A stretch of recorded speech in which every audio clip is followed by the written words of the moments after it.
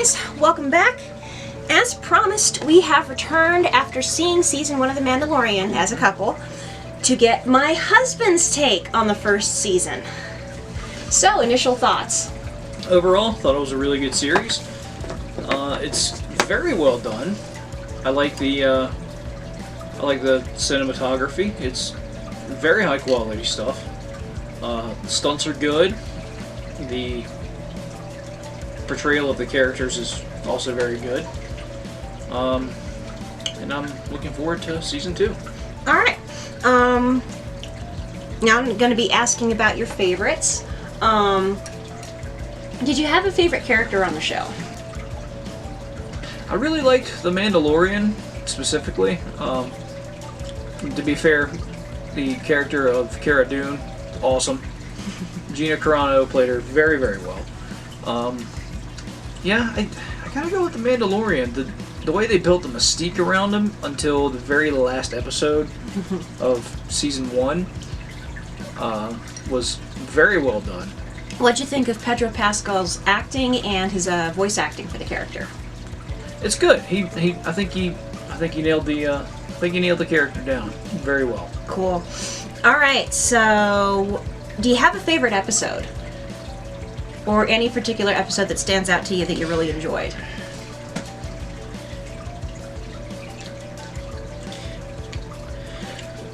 Excuse me. I liked episode 8 or chapter 8 of season 1. I really did. I'll be honest, I thought the Mandalorian was done for. But then IG8 says, "Hey, let me hit you with this Bacta spray, man." Yeah, nothing living can see me without my mask. I am not alive. I am not a living thing. Exactly. He's a droid. Mm-hmm.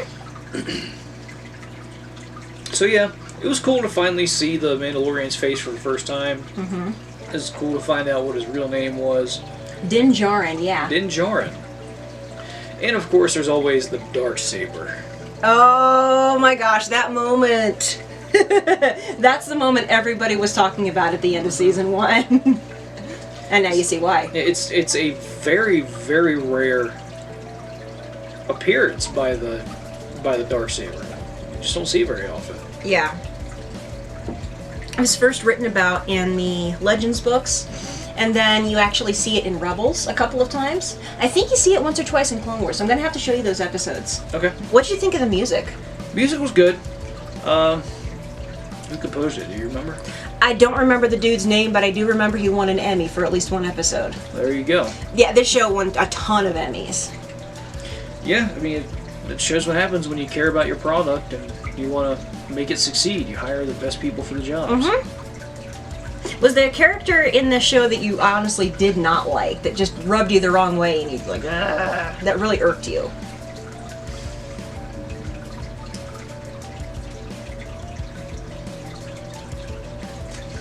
Not really, oddly enough.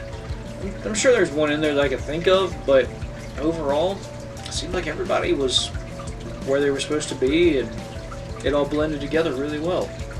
Even the bad guys. Which directors... Okay, so you loved episode 8 the most.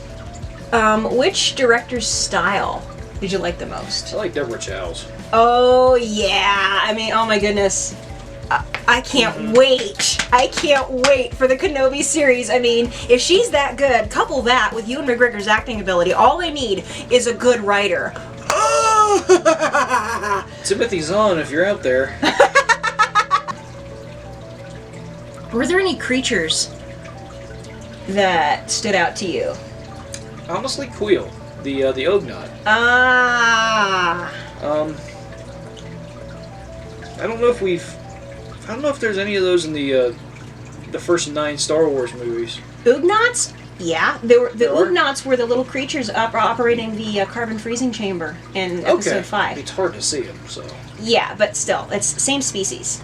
All right, yeah, he definitely stood out. Yeah, I have spoken. Yeah. He went out too soon though. I wanted to see more of him. He really did.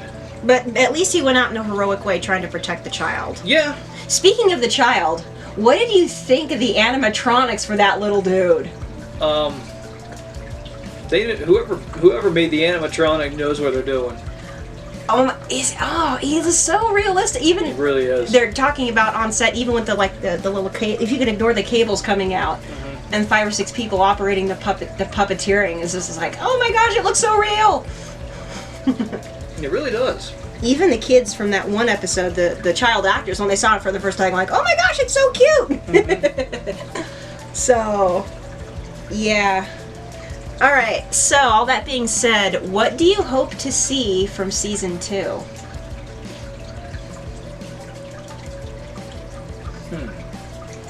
I want to see where the Mandalorian goes from here, to be honest with you. And whether or not he stays teamed up with Cara Dune.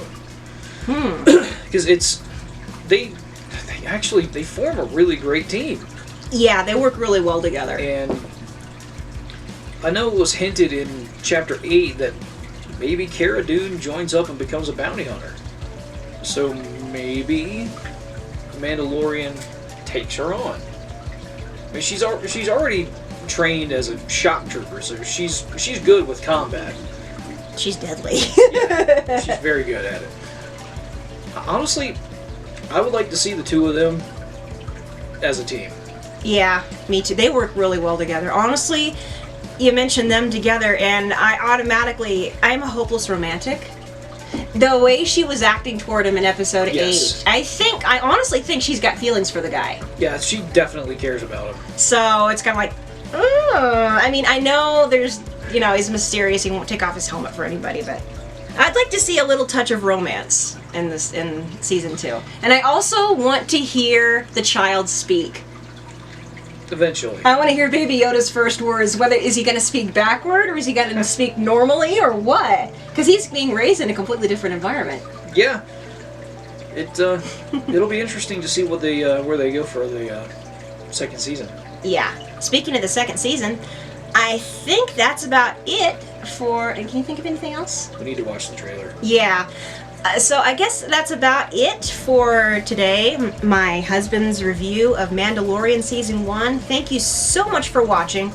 If you want to keep up with our journey of watching Star Wars, and don't worry, eventually I will get him caught up, at least on the essentials from Clone Wars and Rebels. Okay. Because I want him to know why Kanan Jarrus is the best Jedi ever.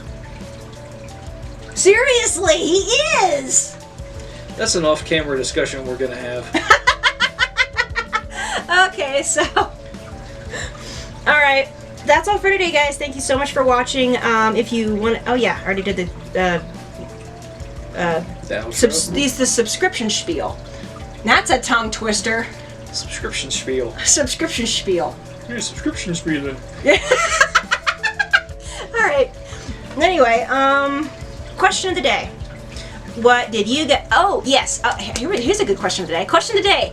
Which Star Wars TV series should I show my husband next? Go ahead and post a comment. I'm telling you right now, it's probably going to be the Clone Wars, because there's certain things in Rebels you don't understand without watching the Clone Wars. So...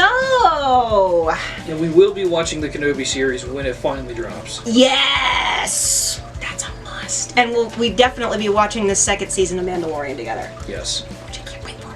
Only 4 more days. 4 more days until season 2 of The Mandalorian. I'm so jazzed. So, until next time, God bless, and may the Force be with you. You don't want to spread negativity. You want to subscribe and click notifications.